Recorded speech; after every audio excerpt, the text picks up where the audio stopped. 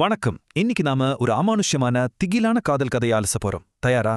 கதை எப்படி ஆரம்பிக்குது தெரியுமா? முகம் தெரியாத ஒருத்தரோட இந்த மிரட்டலான எச்சரிக்கையோட மழை பெய்யற ஒரு இருட்டான ராத்திரி அர்ஜுனுக்கு ஒரு மர்மமான ஃபோன் கால் வருது.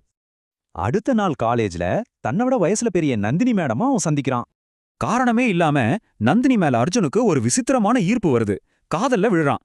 ஒரு பக்கம் அர்ஜுனோட தீவிரமான காதல், இன்னொரு பக்கம் அந்த மர்ம நபரோட எச்சரிக்கை. அவங்க மீட் பண்ணும்போதெல்லாம் அவகிட்ட போகாதன்னு அதே வாய்ஸ் திரும்ப திரும்ப மிரட்டுது.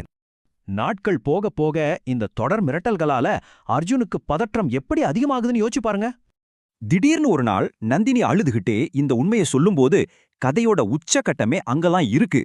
காதலை சொன்ன அடுத்த நிமிஷமே எந்த தடையுமும் இல்லாம நந்தினி மாயமா மறைஞ்சிடுறா.